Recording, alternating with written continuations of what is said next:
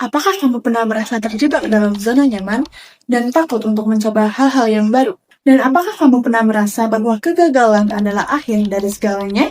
Dan atau mungkin kamu pernah merasakan bahwa kamu tidak cukup baik dan tidak cukup kreatif?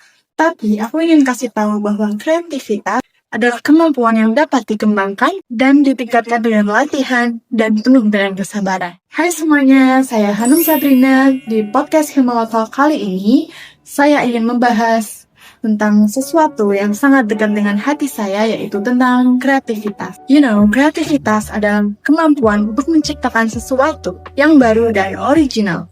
Kreativitas membutuhkan keberanian untuk mengambil risiko dan untuk mencoba hal-hal yang baru yang belum pernah kita lakukan sebelumnya. Seperti yang dikatakan oleh Nelson Mandela, "The greatest glory in living lies not in never falling, but in raising every time we fall."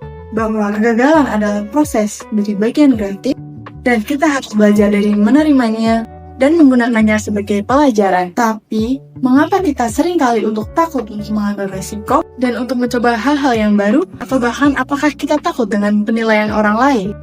Tapi kita harus ingat bahwa kreativitas bukan hanya untuk menciptakan sesuatu, tapi juga untuk belajar dari kesalahan.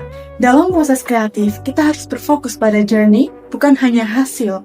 It's all about embracing the process dan menikmati perjalanannya. Dengan demikian, kita bisa menciptakan sesuatu yang benar-benar original dan bermakna. Seperti yang dikatakan oleh Steve Jobs, bahwa creativity is just connecting things. Kita harus belajar untuk menghubungkan ide-ide yang berbeda dan untuk menciptakan sesuatu yang baru. Kita harus berani untuk berpikir di luar kotak atau out of the box dan untuk mencoba hal-hal yang belum pernah kita lakukan sebelumnya.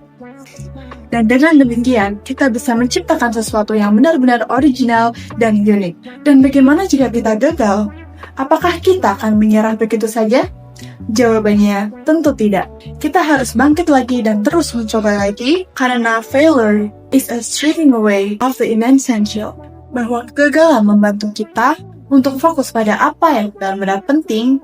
Kita belajar untuk tidak terlalu serius dengan kesalahan dan lebih fokus pada proses kreatif kita.